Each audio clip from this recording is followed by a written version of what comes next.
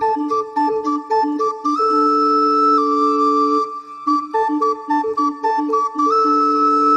melatih konsep Ya, B.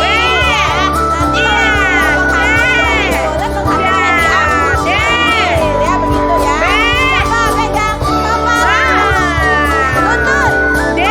kaki, pundak, A. kepala, lutut, Iya. pundak, Ya, kepala, B. pundak, Iya, lutut, C. kepala, kaki, Ya, kepala, D. kaki, hapus. B.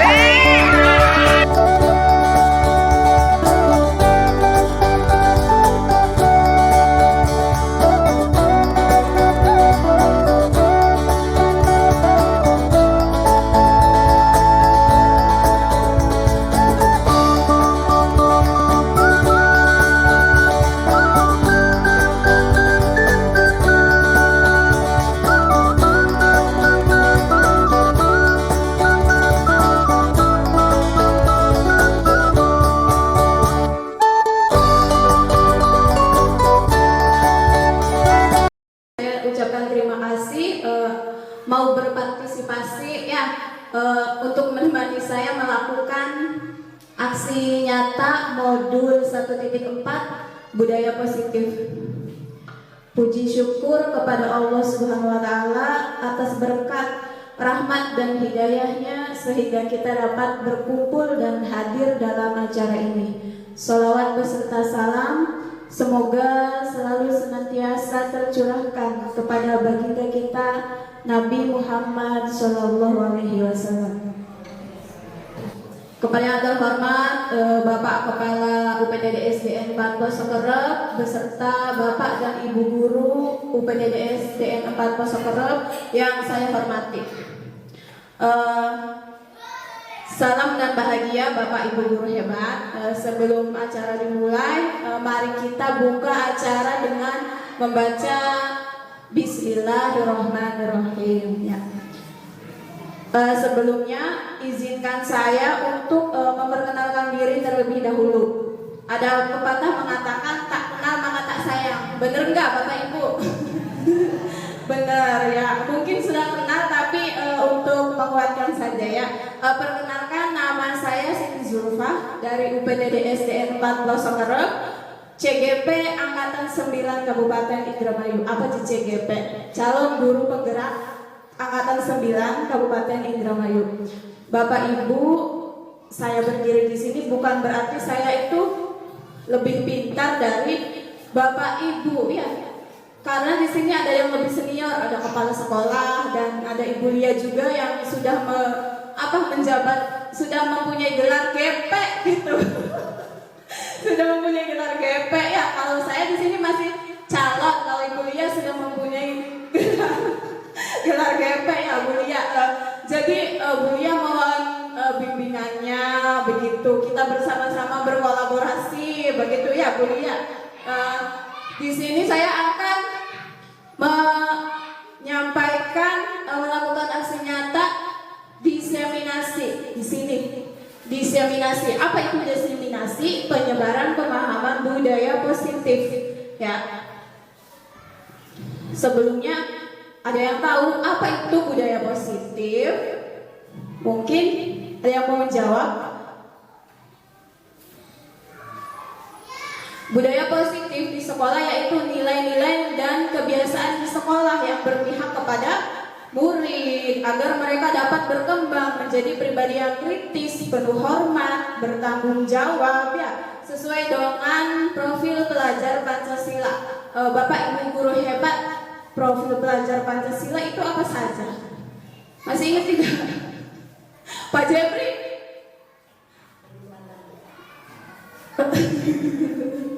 Ya, itu ada jadi berapa profil pelajar Pancasila? Satu, beriman dan bertakwa kepada Tuhan Yang Maha Esa. Ya, begitu ya. Dengan budaya positif dapat menumbuh kembangkan sikap bergotong royong, mampu melakukan kegiatan secara bersama-sama sehingga tercipta kolaborasi yang baik antar warga sekolah. Apa sih kolaborasi? Apa bekerja sama ya. Dengan bekerja sama antar warga sekolah, kita bisa menanamkan budaya positif yang baik di sekolah kita. Tujuan pendidikan. Apa sih tujuan pendidikan? Tujuan pendidikan menurut KHD atau Ki Hajar Dewanta Raya itu menuntun segala kodrat yang ada pada anak agar mencapai keselamatan dan kebahagiaan yang setinggi-tingginya, baik sebagai manusia ataupun anggota masyarakat. Oleh karena itu, pendidikan itu hanya dapat menuntun, bukan memaksa. Memaksa anak itu harus bisa begitu ya. Tapi menuntun tumbuh atau hidupnya kekuatan kodrat yang ada pada anak agar dapat memperbaiki lakunya, bukan dasarnya hidup dan tumbuhnya kekuatan kodrat anak. Nah, di sini eksplorasi konsep budaya positif yang pertama yang akan dibahas itu perubahan paradigma belajar. Yang kedua ada disiplin positif, nilai-nilai kebajikan, kebutuhan dasar manusia, motivasi perilaku manusia, posisi kontrol guru, keyakinan kelas, dan yang terakhir ada segitiga restitusi. Nanti kita akan bahas satu persatu ya. Yang pertama tadi ada perubahan paradigma belajar.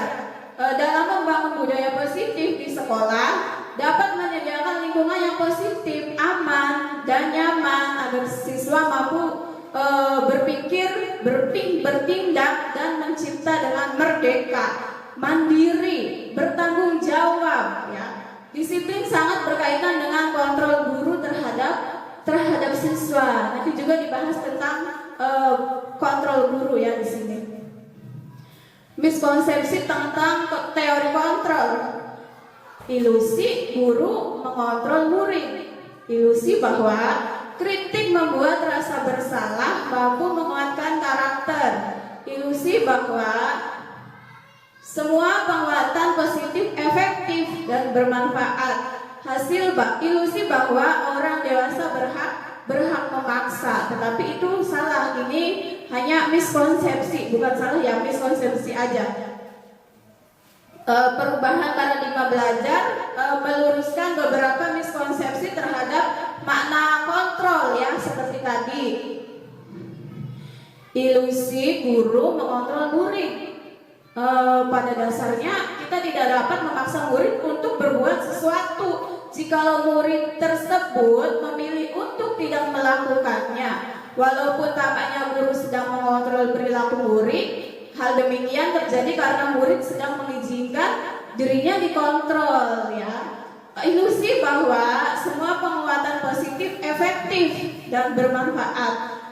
Sebenarnya penguatan positif atau bujukan adalah bentuk-bentuk kontrol segala usaha untuk mempengaruhi murid agar mengulangi sesuatu perilaku tertentu. Suatu usaha untuk mengontrol murid tersebut. Ilusi bahwa kritik dan membuat orang merasa bersalah dapat menguatkan karakter. Biasanya ini menuju pada identitas gagal karena merasa membuat orang itu merasa bersalah ya. Yang terakhir itu ilusi bahwa orang dewasa memiliki hak untuk memaksa. Biasanya orang dewasa percaya bahwa mereka memiliki tanggung jawab untuk membuat murid-murid berbuat hal tertentu ya. Di sini ada stimulus respon dan teori kontrol atau pilihan. Kita mencoba mengubah orang agar berpandangan sama dengan kita. Betul apa tidak? Kita berusaha memahami pandangan orang lain tentang dunia. Orang lain bisa mengontrol saya, sedangkan kontrol itu adanya pada siapa? Bu Lia? Diri kita sendiri. Jadi kita tidak bisa memaksa orang lain ya. Sebenarnya hanya ada Anda tidak bisa mengontrol orang lain ya, karena Anda hanya Anda yang bisa mengontrol diri Anda sendiri ya. Pemaksaan ada pada saat bujukan gagal. Kolaborasi dan konsensus menciptakan pilihan-pilihan baru ya. Disiplin positif. Sebelumnya nih, mau tanya dulu nih. Di sini ada kata disiplin. Mungkin sudah mengetahui apa itu disiplin? Ada yang bisa menjawab? Ibu Dita, apa disiplin? Disiplin ya. Apa aja disiplin? Bu, biasanya itu disiplin itu patuh aja, mengikuti aturan. Ya, boleh. Di sini ada disiplin positif dalam budaya kita. Makna kata disiplin menjadi sesuatu yang dilakukan seseorang pada orang lain untuk mendapatkan kepatuhan. Kita cenderung menghubungkan kata disiplin dengan ketidaknyamanan. Anak itu merasa terpaksa ya. Jadi kita sebagai pendidik, tujuan kita adalah menciptakan anak-anak yang memiliki disiplin diri sehingga mereka bisa berperilaku dengan mengacu kepada nilai-nilai kebajikan universal. Misalnya bisa bertanggung jawab ya, disiplin positif ya, memiliki motivasi intrinsik bukan ekstrinsik begitu. Nah, tadi ada disebutkan nilai-nilai kebajikan universal. Di sini nih kita bahas seperti apa sih nilai-nilai kebajikan universal. Yang pertama yaitu profil pelajar Pancasila. Tadi sudah disebutkan, beriman dan bertakwa kepada Tuhan yang Maha Esa, berakhlak mulia, berkebinekaan global, gotong royong, mandiri, kreatif, dan berpikir kritis ya. Terus ya selanjutnya ada toleransi. Apa toleransi? Ada yang bisa menjabarkan? Bapak Ibu guru hebat. Toleransi itu saling tolong-menolong. Saling tolong-menolong. Boleh. Ya, terima kasih ya Bapak. Terus integritas, mandiri, menghargai, antusias, empati, keingintahuan, kreativitas, kerjasama, dan percaya diri ya. Yang terakhir itu keterampilan hidup, dapat dipercaya, lurus hati, pendengar yang aktif, seperti yang diterapkan di kelas. Ada keyakinan kelas itu mendengarkan guru yang sedang menjelaskan. Itu bisa juga termasuk pendengar yang aktif, tidak merendahkan orang lain ya, dan memberikan yang terbaik untuk dirinya sendiri. Kebutuhan dasar manusia. Kebutuhan dasar manusia itu apa sih? Kebutuhan dasar manusia adalah segala sesuatu yang kita lakukan untuk mendapatkan apa yang kita inginkan. Seluruh tindakan yang kita lakukan memiliki tujuan tertentu, dan semua usaha terbaik yang kita lakukan adalah dalam rangka agar kebutuhan dasar kita terpenuhi dengan baik. Itu namanya kebutuhan dasar manusia. Jenuh ya dari tadi ngobrol dulu. Intermezzo dulu sebentar. Si beli duit ke? Si bisa oleh 5.000 lah.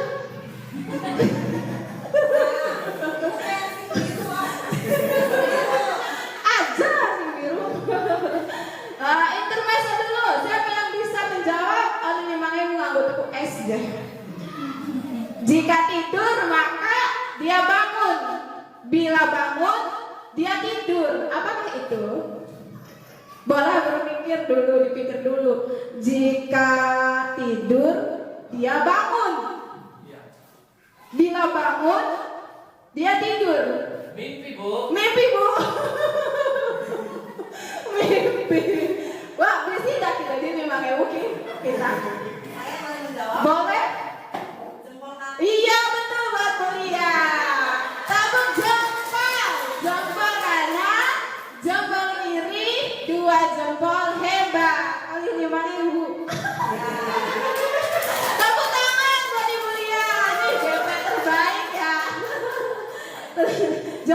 nih, boleh kalau masih bingung boleh dipraktekkan ya.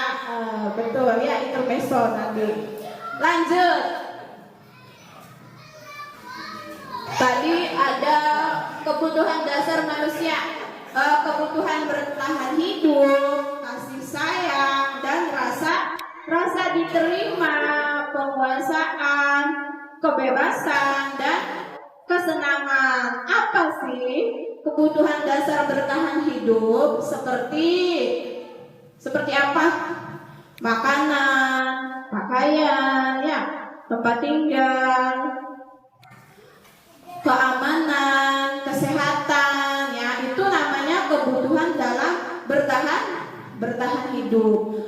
Yang kedua yaitu kasih sayang dan rasa diterima. Rasa diterima maksudnya murid itu pokoknya. Yang selanjutnya adalah penguasaan. Penguasaan di sini artinya harga diri, keinginan untuk dianggap memimpin, berprestasi, diakui, baru, mampu mengendalikan arah dirinya. Itu namanya kebebasan. Yang terakhir ada kebutuhan dasar yaitu dengan kesenangan. Kesenangan itu biasanya bermain, humor, antusias, dan tertawa. Kalau kita tertawa pasti kita merasa apa? Senang, ya. Tadi sudah dijelaskan kebutuhan dasar manusia. Nah, di sini ada sebuah kasus. Kita cermati kasus di sini tadi ada kebutuhan dasar manusia, ada bertahan hidup, kasih sayang dan rasa diterima, penguasaan, kebebasan dan kesenangan. Coba di sini kita pahami ada sebuah kasus. Ibu Ria, guru kelas 6 di SD Permai, sedang bingung menghadapi ulang salah satu murid di kelas bernama Agus. Beberapa anak telah datang dan mengeluhkan Agus yang seringkali meminta bekal makan siang mereka dengan paksa. Jika Anda menghadapi situasi seperti ini, seperti Ibu Ria, apa yang Anda lakukan? Menurut Anda kira-kira Agus ini melakukannya tuh karena kebutuhan apa? Tadi kan ada kebutuhan apa? Kebebasan, ya, terus bertahan hidup, ya. Dengan kasus yang seperti ini, menurut Bapak dan Ibu Guru, kira-kira apa alasan Agus melakukan hal itu? Ada yang bisa menjawab? Ibu Lia lagi yang menjawab. Yang lain dong, nih ada CGP juga angkatan 11 ya, ada Pak Agung. Pak Agung silahkan bisa menjawab. Di sini ada sebuah kasus tuh ya, guru kelas 6 di SD Permai sedang bingung menghadapi ulah salah satu murid kelas bernama Agus. Beberapa anak telah datang mengeluhkannya dan mengeluhkan Agus yang seringkali meminta bekal makan siang mereka dengan paksa. Nah, di sini sebenarnya Agus itu alasan Agus melakukan hal itu kenapa? Begitu. Dapat uang lagi. Dapat habis ya uang saya. Bisa yang bisa menjawab? Satu. Ganti tadi perempuan, sekarang bapak. 5.000 lagi. Oke. Gampang nih. Kan tadi sudah dijelaskan kebutuhan dasar manusia itu ada bertahan hidup, kasih sayang dan rasa diterima, terus kebebasan, penguasaan, ya. Ada yang mau menjawab? Patis?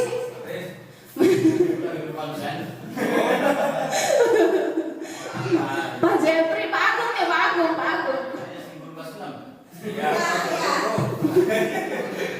Ya mungkin karena faktor apa ya?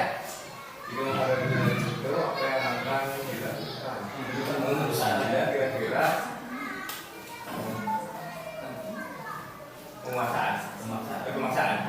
Pemaksaan. Emang tadi ada kebutuhan dasar pemaksaan.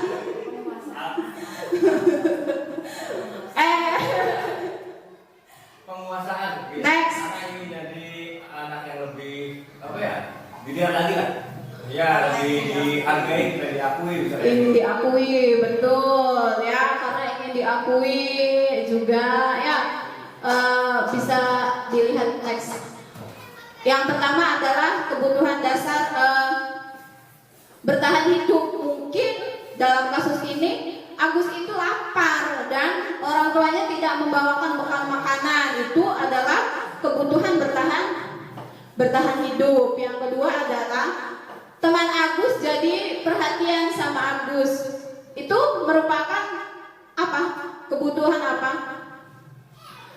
Tadinya mungkin temannya Agus itu tidak peduli sama Agus karena Agus melakukan hal seperti itu. Teman Agus itu menjadi lebih perhatian terhadap Agus. Itu mungkin ada yang bisa jawab kebutuhan apa? Kebutuhan primer atau kebutuhan pokok?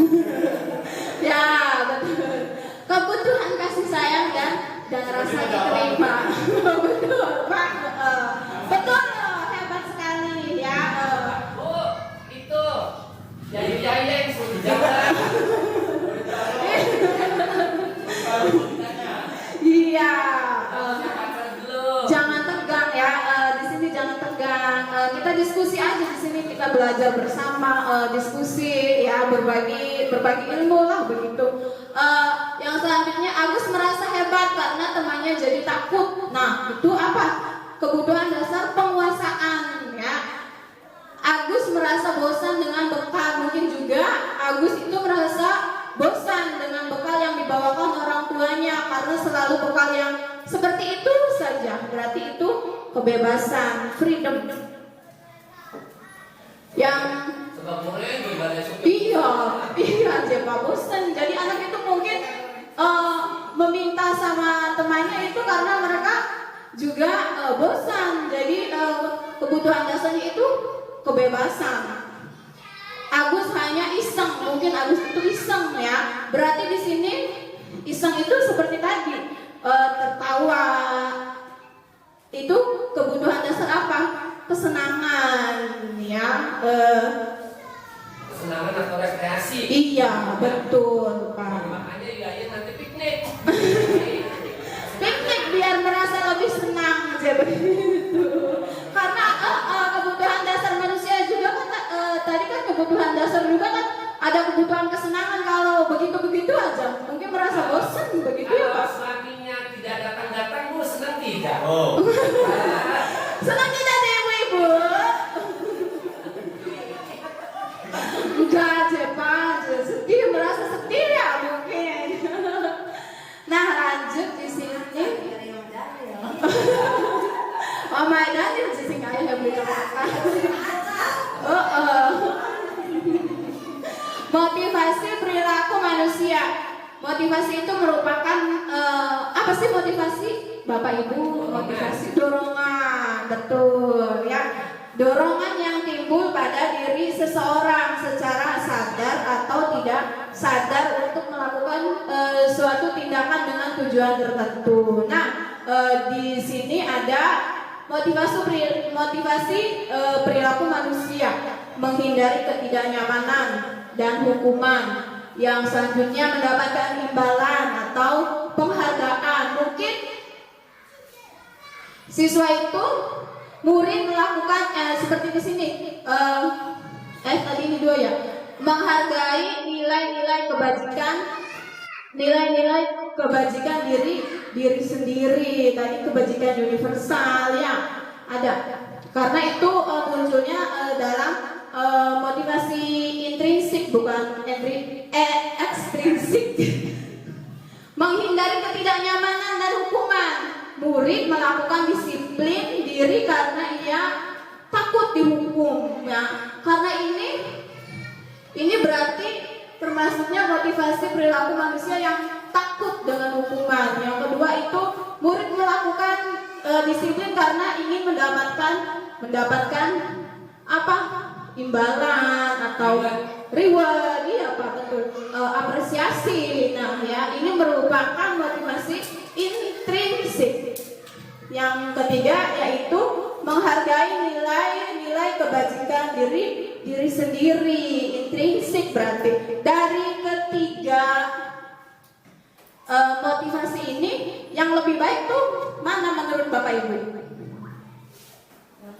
Yang ketiga ya, karena murid melakukan disiplin diri karena sadar akan nilai kebajikan dirinya ya, dari diri sendiri, bukan karena merasa terpaksa atau karena ingin sesuatu. Karena di sini kan ada imbalan, berarti murid itu melakukan sesuatu karena dapat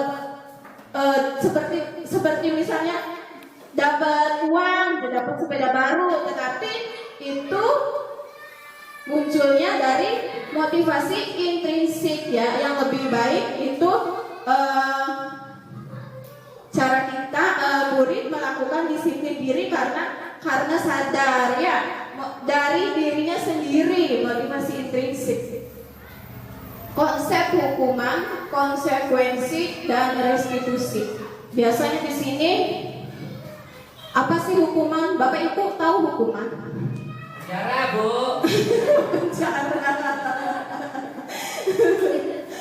Hukuman yang lain, ibu-ibu, Memberi sanksi kepada anak supaya ada efek jerak. efek jerak ya, agar anak itu mungkin bisa disiplin dengan hukuman tersebut, begitu ya Pak ya. Hukuman itu bersifatnya, maksudnya kan dibuat oleh siapa? Dibuat oleh guru ya, nanti dibahas. Di sini karena ada hukuman, ada konsekuensi, ada restitusi. Hukuman itu tidak terencana dan tiba-tiba, misalnya nih.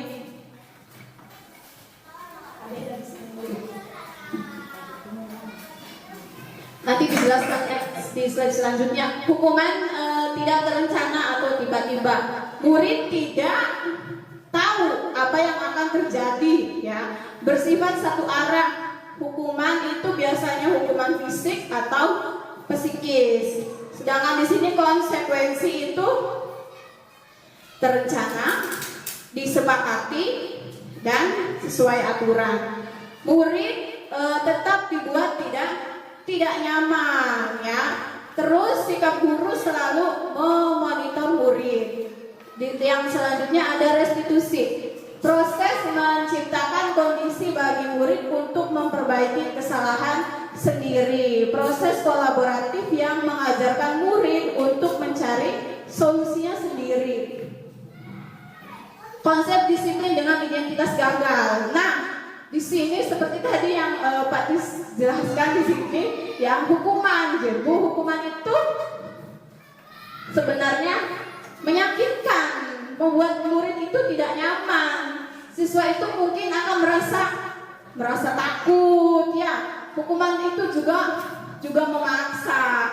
Biasanya konsep disiplin yang seperti itu menciptakan identitas gagal ya. Gagal. Siswa menjadi rendah diri ya. Terus di sini ada penghargaan. Penghargaan itu tidak efektif, merusak hubungan, memaktikan kreativitas, menghukum dengan sistem ranking, merampas hak menghargai dirinya. Nah, di sini ada konsep disiplin dengan identitas sukses. Tadi identitas gagal, ada hukuman dan apa? Penghargaan ya. Di sini konsep disiplin dengan identitas sukses kita bisa menggunakan konsekuensi atau restitusi ya. Karena konsekuensi itu penguatan jangka pendek, perlu monitoring berkelanjutan, ada stimulus respon. Siswa itu menghormati peraturannya, kehilangan waktu untuk merenungi kesalahan. Sedangkan restitusi, siswa bertanggung jawab untuk perilakunya, fokus pada pemecahan masalah jangka panjang. Siswa menghormati dirinya dan orang lain. Teori kontrol, memegang kontrol maksudnya di sini. Pasti murid itu mempunyai kontrol diri sendiri terhadap dirinya sendiri, ya. Tadi apa sih restitusi? Restitusi itu proses menciptakan kondisi bagi murid untuk memperbaiki kesalahan mereka sehingga mereka kembali pada kelompok mereka dengan karakter yang lebih kuat. Ciri-ciri restitusi bukan menebus kesalahan, namun murid dapat belajar dari kesalahannya, memperbaiki hubungan, tawaran bukan paksaan, dan menguatkan fokus pada solusi. Di sini nih perbedaannya antara hukuman.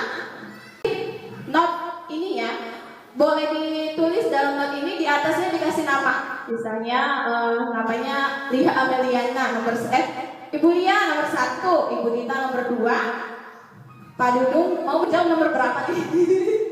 Nomor berapa? 3, 4, 5 sampai 7. 1, 2, 3, 4, 5, 6. Si Jini sampai ya?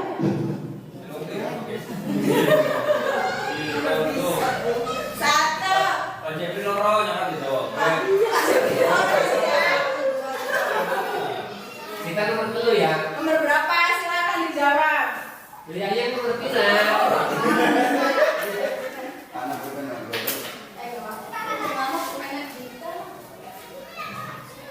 Jawabannya hukuman kalau Konsekuensi dan hukuman.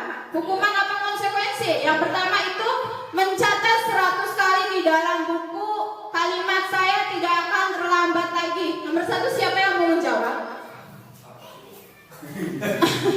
Beli kartu. Ya, nanti saya bacakan. Nomor 1, mencatat 100 kali di dalam buku kalimat saya tidak akan terlambat lagi, karena terlambat ke sekolah itu termasuk konsekuensi apa hukuman. Yang kedua, lari mengelilingi lapangan basket 2 kali karena terlambat hadir di sekolah, konsekuensi apa hukuman. Yang ketiga, membersihkan coretan yang dibuatnya di meja tulis, itu termasuk hukuman apa konsekuensi, ya. Murid diminta untuk push up 15 kali, ya, karena tidak menggunakan masker ke sekolah. Yang kelima, nah boleh apa? Oke, tepuk tangan. Ini hebat nih, guru hebat yang seperti ini ya, sudah selesai ya. Nanti kita lihat tuh jawabannya siapa ya. Yang kelima, menggantikan kertas tugas temannya yang telah dicoret, konsekuensi apa hukuman. Yang keenam, berjemur di lapangan basket pukul 12 siang karena mengobrol dengan teman, konsekuensi apa hukuman. Yang ketujuh, murid diminta bertelanjang kaki sepanjang hari karena tidak menggunakan sepatu warna hitam, ya. Itu termasuk konsekuensi apa hukuman. Sudah? Kalau sudah boleh ditempelkan ke depan seperti tadi juga ada. Tadi juga ada yang sudah menempelkan di depan, ya. Nomor berapa saja silahkan. Saya saja, Bu. Tepuk salut. Salut. Hebat. Ya, berarti itu siswa Bapak guru yang sangat hebat dan luar biasa. Ya, terima kasih. Pak Jepri siji. Pak Jepri 1. Ya, nggak apa-apa 1 juga. Ya, boleh. Di sini Pak Durma itu nomor 3. 3 itu membersihkan coretan yang dibuatnya di meja tulis. Konsekuensi apa hukuman? Jawabannya konsekuensi. Betul. Tepuk tangan. Yang pertama nggak ada namanya ya. Tadi padahal suruh ada namanya. Lanjut aja nih. Yang kedua, siapa ini? Nggak ada namanya. Fatis. Ya, nomor 2. Apa tuh? tuh? Mengelilingi lapangan basket 2 kali karena terlambat hadir di sekolah. Hukuman. Betul sekali. Hebat. Ya berarti sudah dapat memahaminya dengan baik. Yang ketiga, membersihkan coretan yang dibuatnya di meja tulis.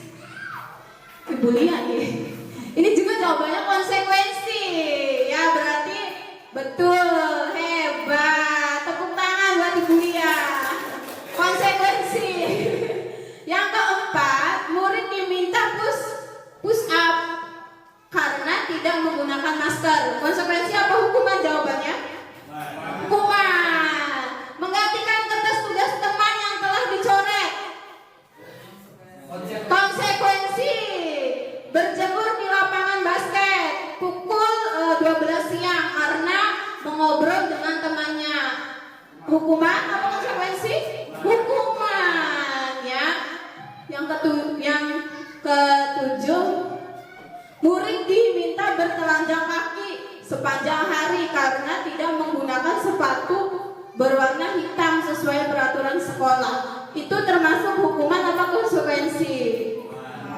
Hukuman. Tepuk tangan buat guru-guru hebat. Di sini saya akan membuat yel-yel. Guru SDN 14 Sekerep, unggul, aktif, luar biasa, hebat. Bisa? Unggul, aktif, kolaboratif, hebat. ya. Guru SDN 14 Sekerep, unggul, aktif, kolaboratif, hebat. Kurang kompak. Ulangi yang pertama unggul, aktif, kolaboratif, apa hebatnya? Luar biasa hebat ya, luar biasa hebat. Unggul, aktif, kolaboratif, luar biasa hebat. Ulangi ya. Guru SDN 14 Sekerep, unggul, aktif, kolaboratif, luar biasa hebat. Yes. Oke. Lanjut. 5. Posisi kontrol. Ada di sini apa nih? Penghukum, ada pembuat orang merasa bersalah, ada teman, ada pemantau, dan ada manajer. Ya. Di sini penghukum, seorang penghukum bisa menggunakan hukuman fisik maupun verbal ya. Pembuat orang merasa bersalah, biasanya guru akan bersuara lebih lembut begitu. Yang ketiga ada teman. Guru pada posisi ini tidak akan menyakiti murid, namun akan tetap berupaya mengontrol murid melalui persuasi. Yang keempat, pemantau. Memonitor berarti di sini adalah mengawasi ya. Yang kelima ada manajer. Respon yang menunjukkan tanggung jawab guru dalam posisi terakhir. Manajer adalah posisi di mana guru berbuat sesuatu bersama dengan murid dan mempersilahkan murid mempertanggungjawabkan perilakunya, mendukung murid agar dapat menemukan solusi atas permasalahannya sendiri. Guru berbuat sebagai penghukum. Nah, dikatakan dalam next saja ya. Misalnya nih, contoh penerapan 5 posisi kontrol. Siswa terlambat datang ke sekolah. Dalam penghukum, boleh guru itu guru itu berbuat patuhi aturan sekolah, berdiri hormat pada bendera 15 menit ya. Pembuat rasa bersalah dengan seperti ini nih. Ibu guru harus memberitahu kamu, ibu guru kecewa sama kamu. Nah, berapa kali nih ibu guru harus memberitahu kamu bahwa ibu kecewa sama kamu. Di sini dengan posisi teman, ayolah patuhi ini peraturan sekolah buat ibu bangga. Kali ini tidak apa-apa, kamu itu berbuat salah. Yang keempat ada pemantau. Kamu sudah melanggar. Apa peraturan dan konsekuensinya? Yang terakhir ada manajer. Apakah kamu tahu kesalahanmu? Kira-kira bagaimana kamu akan memperbaiki kesalahan ini? Nah, dari 5 posisi kontrol ini yang lebih baik digunakan itu menurut Bapak Ibu posisi yang mana yang kita terapkan? Ada penghukum, pembuat rasa bersalah, teman, pemantau, dan yang terakhir sebagai manajer. Manajer berarti Bapak Ibu guru hebat dalam diskusi ini sangat antusias ya dengan memperhatikan sehingga bisa mengetahui posisi kontrol mana sih yang lebih baik antara penghukum, membuat rasa bersalah, teman, pemantau, dan manajer. Nah, di sini ada pernyataan kalimat, saya kecewa sekali dengan kamu. Siapa yang mengatakan? Saya itu kecewa sekali dengan kamu. Siapa yang mengatakan? Biasanya ini saya kecewa sekali dengan kamu. Siapa yang mengatakan?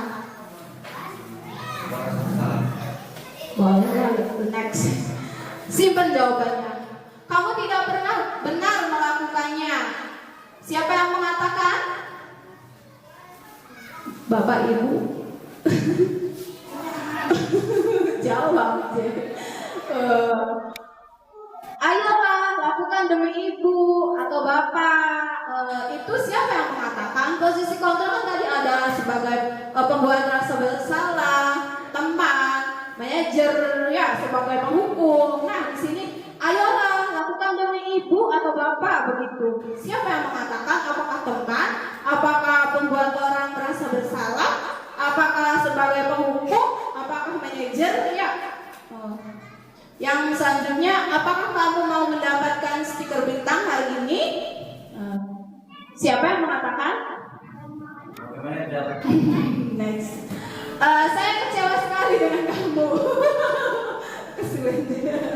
Saya kecewa sekali dengan kamu. Nah, tadi Ibu Lia juga sudah menjawab, membuat orang merasa bersalah. Ya, kamu tidak benar melakukannya. Itu namanya penghukum. Ayolah lakukan demi ibu atau bapak begitu ya, itu namanya sebagai teman ya. Apakah kamu mau mendapatkan stiker bintang hari ini? Itu namanya pemantau. Bagaimana kamu bisa menyelesaikan masalah ini? Itu ada dalam posisi manajer. Kamu selalu yang terakhir. Misalnya dengan caci maki kepada murid, itu namanya yang mengatakan itu apa? Sebagai penghukum ya. Nah, intermezzo dulu jenuh kayaknya. Entah ditega.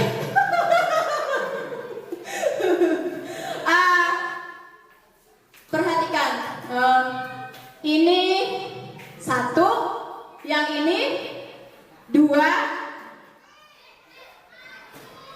Kalau ini 3. Ulangi, ini 1. Yang ini 2. Kalau ini 3. Clue-nya, perhatikan pertanyaan. Ini berapa? 5. Yang ini 4, benar? Clue-nya tadi perhatikan pertanyaan kan? Tadi ini 1 clue-nya. Yang ini 2. Kalau ini 3. Ini 5, betul. Kalau ini Ibu dia bingung. Berapa? Berapa? Kalau tadi perhatikan pertanyaan dulunya. Gimana Bapak Ibu? Bisa menjawab? Kalau ini 10. Kenapa 10 Pak?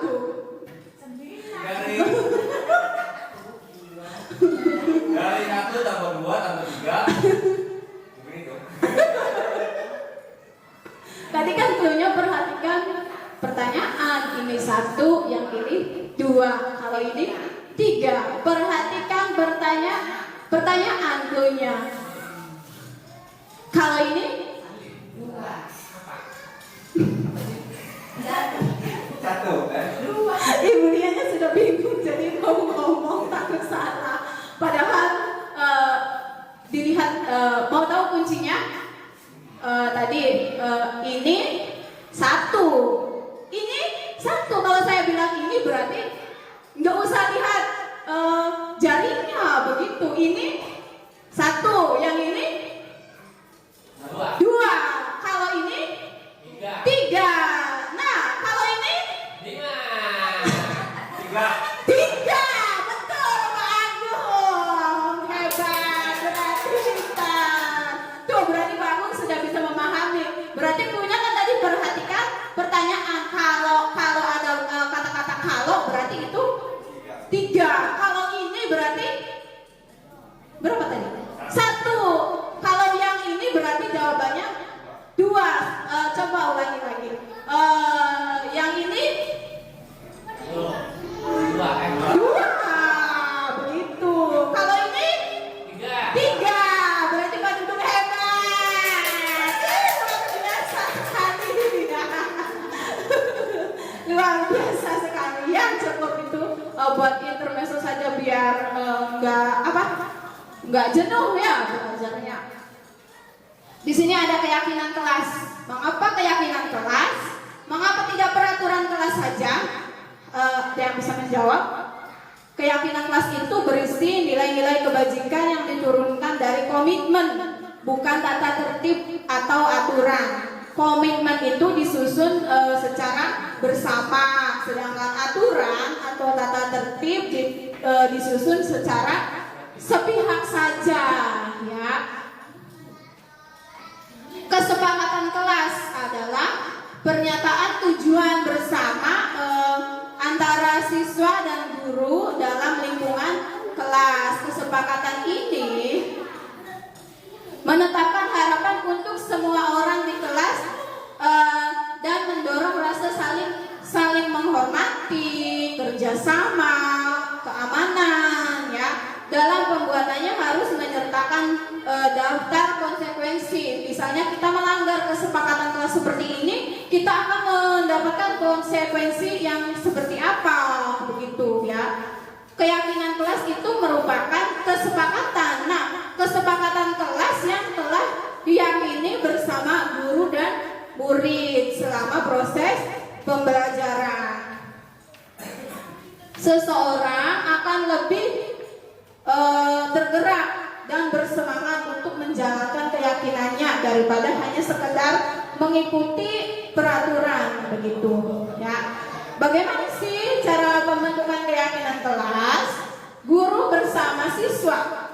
Guru itu berkolaborasi dengan siswa dengan membuat keyakinan kelas, karena lebih abstrak dari peraturan, berupa pernyataan universal. Tadi di depan pada slide-slide yang lalu sudah dijelaskan tentang nilai-nilai universal, dibuat dalam bentuk yang positif bukan negatif, ya. Sedikit saja agar siswa itu lebih agar mudah diingat, begitu, sesuai dengan kondisi kelas dan semua warga terlibat saat membuat. Di sini adalah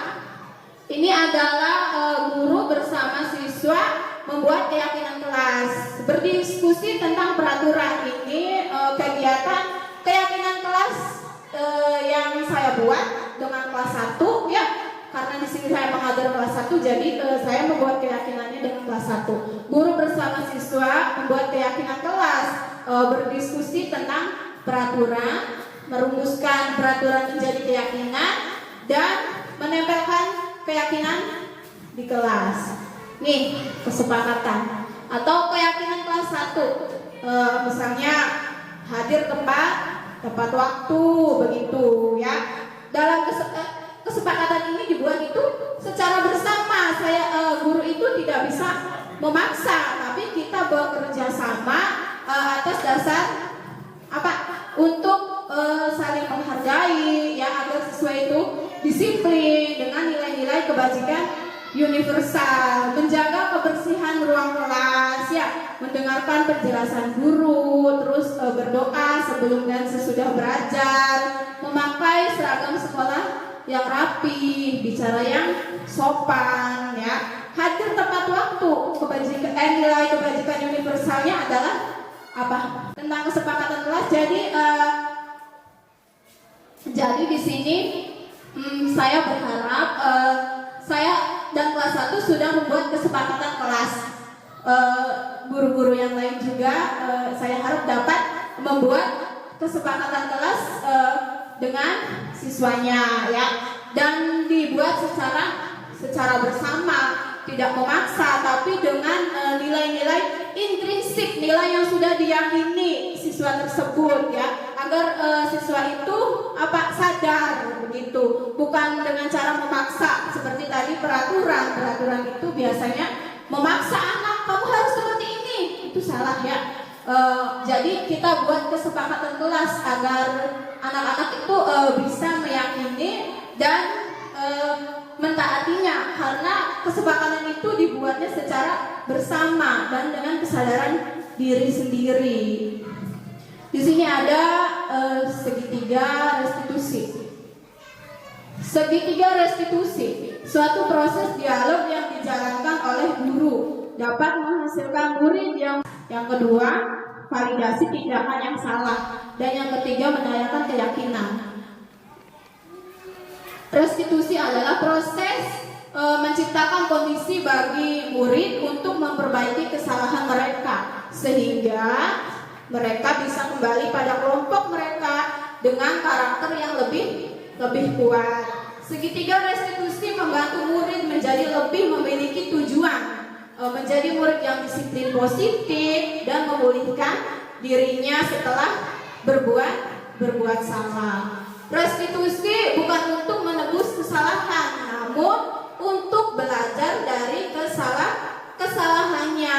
Tujuannya untuk memperbaiki hubungan. Tindakan ini adalah tawaran, dan lebih berfokus pada karakter, bukan tindakan.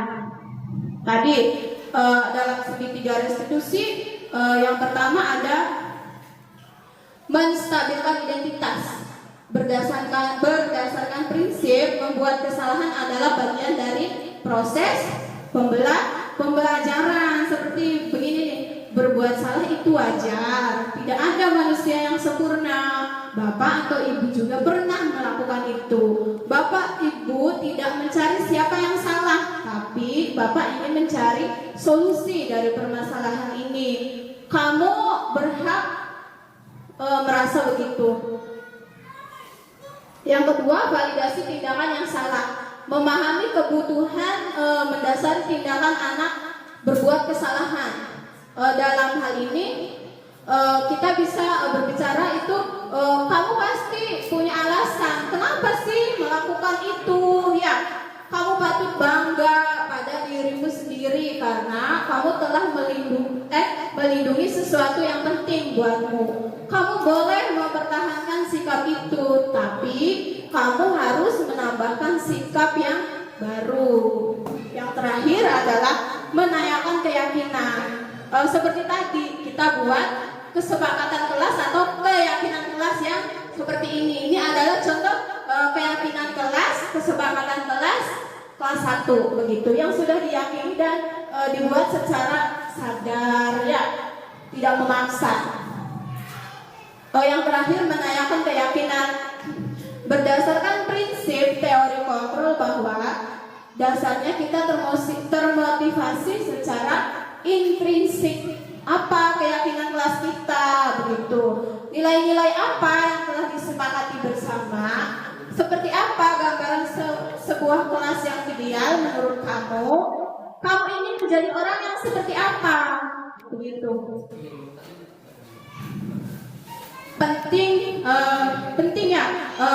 menanyakan ke anak tentang kehidupan ke depan yang dia inginkan. Ketika mereka sudah menemukan gambaran masa depannya, guru dapat membantu mereka untuk tetap fokus pada gambarannya melalui apa?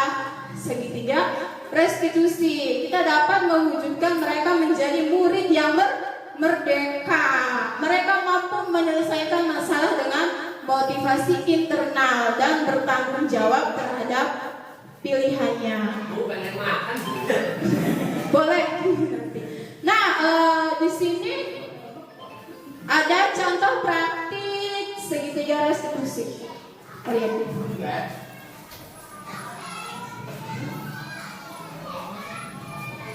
Berarti apa pegang makan itu adalah kebutuhan apa tadi dibahas?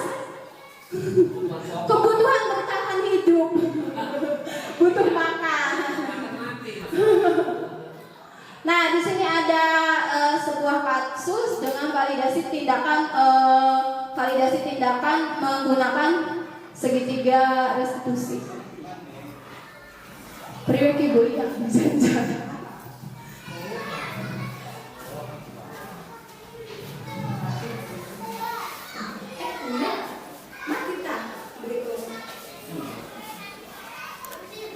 Bluetooth tadi aku.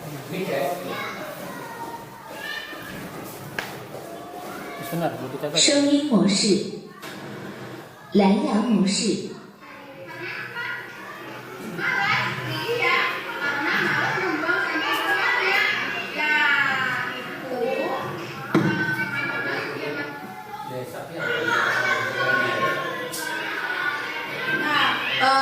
Silakan Bapak Ibu, di sini ada kasus segitiga restitusi. Saya menggunakan permasalahan ini menggunakan segitiga restitusi dengan tadi validasi tindakan yang salah. Ya,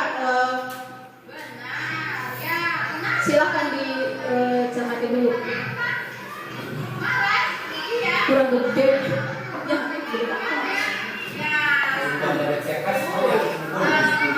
ini ya.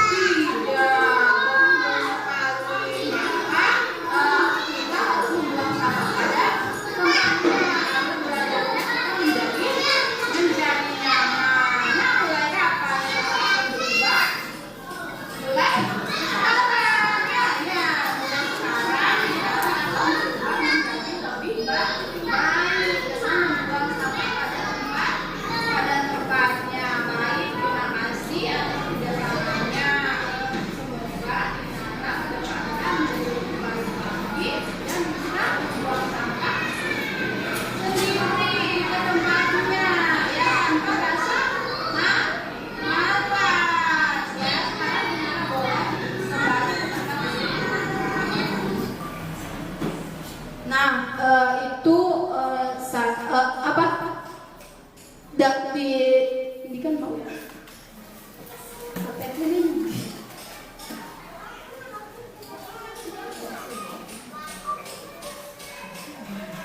Nah, di situ ada sebuah kasus atau permasalahan dengan menggunakan segitiga restitusi dengan apa tadi itu. Di sini keyakinan kelas 1 itu menjaga kebersihan ruang kelas ya. Sedangkan di sini ada siswa yang melanggar kesepakatan kelas dengan membuang sampah di dalam kelas ya. Kita menyelesaikan masalah itu dengan menggunakan segitiga restitusi ya.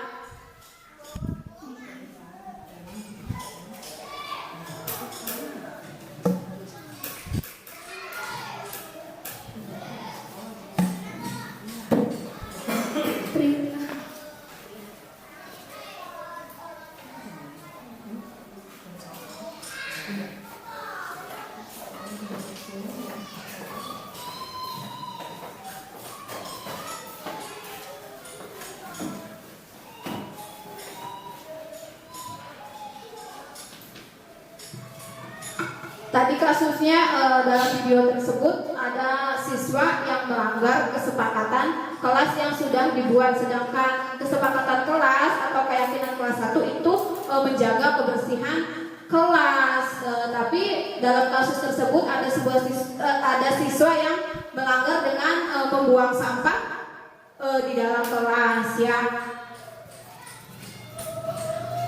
Yang pertama itu tadi menstabilkan identitas. Berbuat salah itu tidak apa-apa, semua orang itu juga pernah berbuat salah begitu ya. Bisa juga menggunakan dengan kata-kata itu.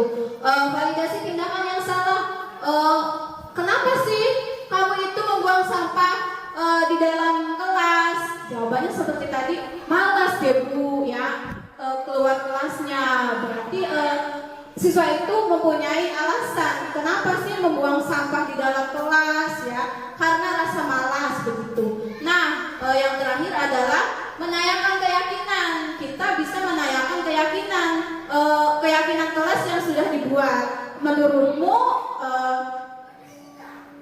membuang sampah di dalam kelas itu melanggar kesepakatan kelas yang sudah kita buat apa tidak? Iya Jibu, karena kesepakatan kelas yang sudah dibuat adalah menjaga kebersihan kelas. Kita juga menanyakan dengan bagaimana sih kalau kelas kita itu kelas kita menjadi kotor, belajarnya Bu tidak nyaman, begitu ya. Gimana Bapak Ibu? Sudah dapat dipahami? Jadi kita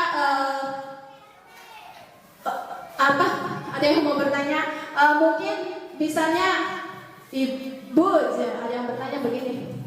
Di sini kan kasus dengan segitiga restitusi itu dalam menyelesaikan kasus terhadap siswa menggunakan segitiga restitusi. Kalau kasusnya berat ya Bu, apakah boleh menggunakan segitiga restitusi? Kalau berat mah itu ada pihak-pihak yang berwajib ya. Tapi kalau misalnya kita di sekolah ada siswa yang bermasalah, dengan kita menanyakan lagi keyakinan kelas yang sudah dibuat ya. Begitu Bapak Ibu. Ada umpan balik.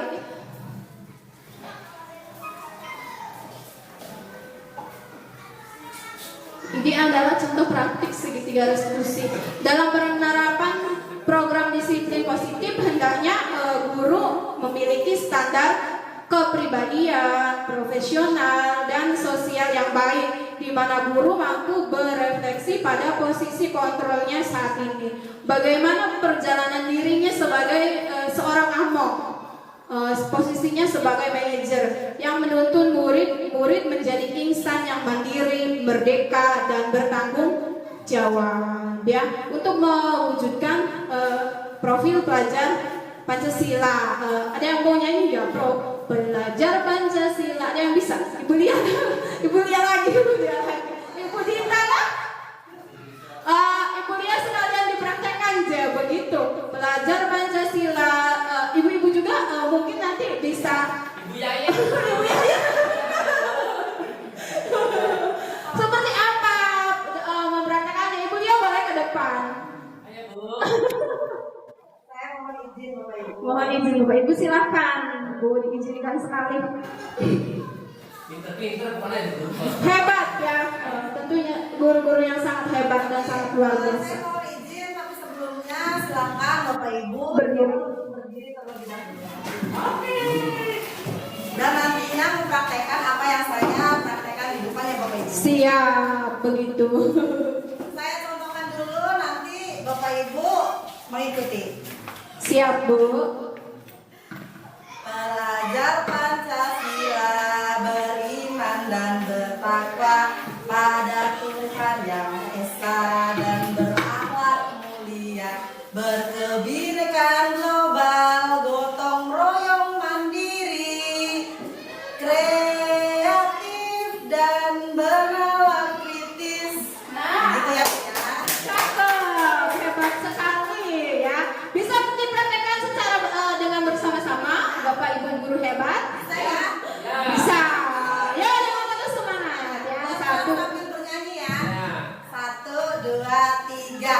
Belajar Pancasila, beriman dan bertakwa pada Tuhan Yang Esa dan berakhlak mulia, berkebinekaan global, gotong royong mandiri, kreatif dan bernalar kritis. cakep. Suaranya mana suaranya kayaknya kurang semangat lagi Bu ya. Semangat.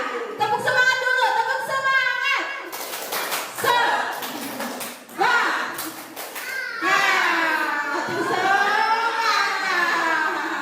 Ya, lanjut ya. Sekali lagi. Boleh. Yuk, 1, 2, 3. Belajar Pancasila, beriman dan bertakwa pada Tuhan Yang Esa dan berakhlak mulia, berkebinekaan global, gotong royong mandiri, kreatif dan Bernalar kritis. Ya. cakep, tepuk tangan. Hebat semua. Berarti hebat ya. Hebat semuanya. Ya, terima kasih atas waktunya. Saya memohon maaf apabila banyak kekurangan dalam penyampaiannya, karena di sini adalah diskusi kan. Apa yang sudah saya dapatkan di pembelajaran yang saya dapatkan di pendidikan guru penggerak. Pantun dulu. Nanti jawabnya boleh jawab ayo begitu ya. Bisa? Gubernur datang mencari aspirasi. Ayo.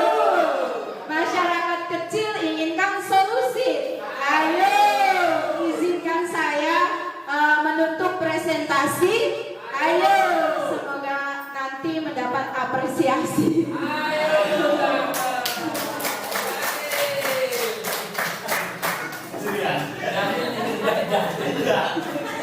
Satu lagi, pantunnya satu lagi, patah tongkat dari besi. Ayo, karena terkena radiasi. Ayo, walaupun singkat beri presentasi, semoga bisa jadi solusi. Ayo, amin. Terima kasih. Mohon maaf apabila ada kekurangan, harap dimaklumi karena saya juga masih dalam tahap belajar begitu ya. Billahi taufiq wal hidayah. Wassalamualaikum warahmatullahi wabarakatuh.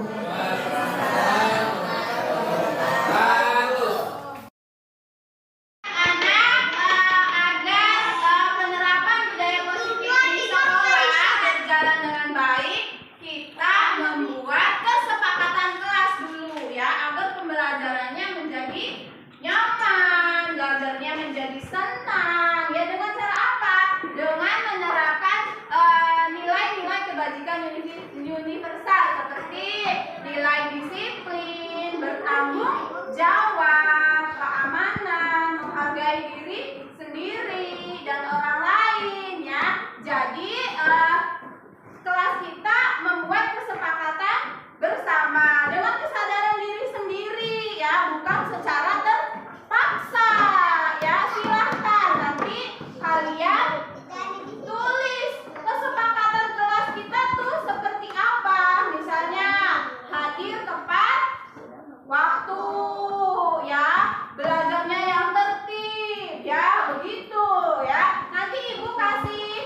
bagikan ini nanti kalian tulis, nanti boleh kalian tempel di sini kesepakatannya ya. Gitu.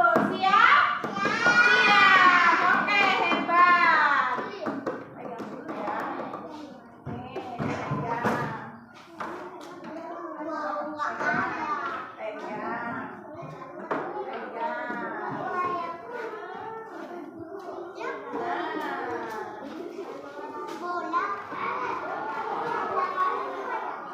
Nah, ya, sekarang kalian boleh menuliskan kesepakatan kelas 3 itu yang seperti apa agar belajarnya menjadi nyaman, tidak merasa terpaksa belajarnya, begitu ya. Boleh kalian tuliskan ya, nanti tulisannya boleh tempel di situ. Tulis? Sudah? Sudah ditulis? Silahkan ditulis loh Pak. Sudah? Nah, kalau sudah, kalian tempel di depan, tapi gantiannya loh Pak, ditempelkan di sini kesepakatan yang sudah dibuat.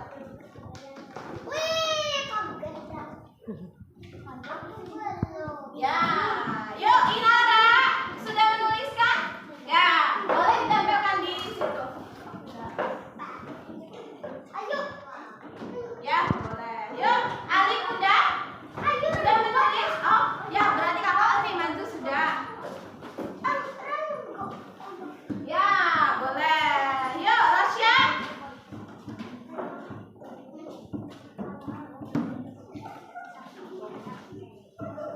Nah, iya. Lanjut. Siapa? Siapa lagi? Aisyah? Yuk.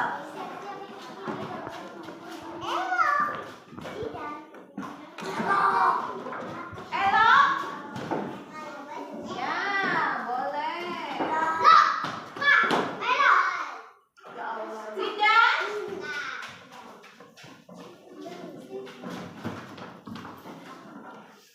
Nah, ya pintar. Kalian sudah membuat kesepakatan bersama, berarti kesepakatan ini harus diyakini, disepakati dan dijalankan secara konsisten. Ya,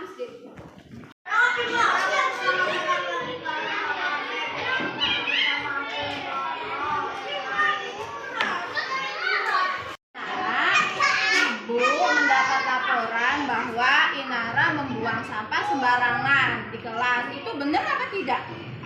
Benar ya. Kenapa melakukan itu? Karena apa? Malas? Iya, karena malas membuang sampah di tempatnya.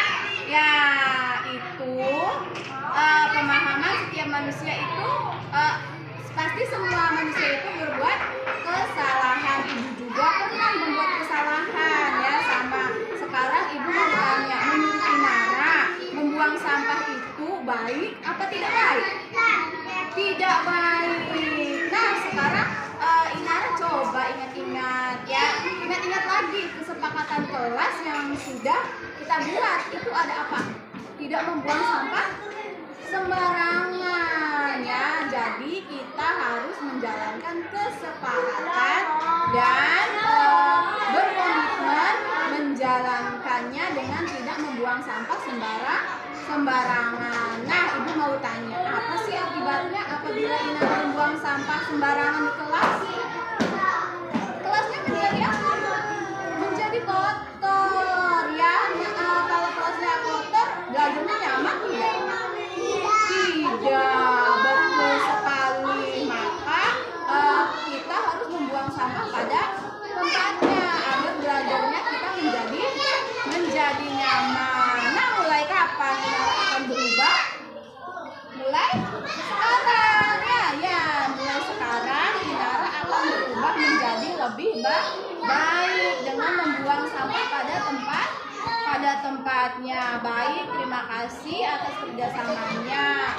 Semoga Inara kedepannya menjadi lebih baik lagi dan bisa membuang sampah sendiri ke tempatnya ya, tanpa rasa malas ya. Sekarang Inara boleh kembali ke tempat duduk Inara.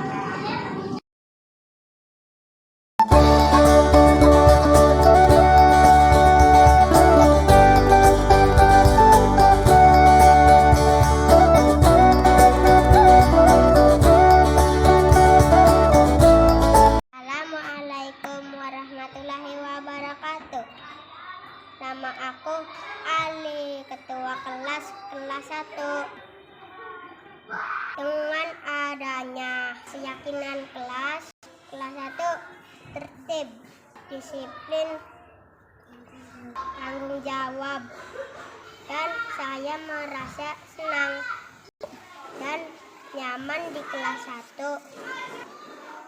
Wassalamualaikum warahmatullahi wabarakatuh.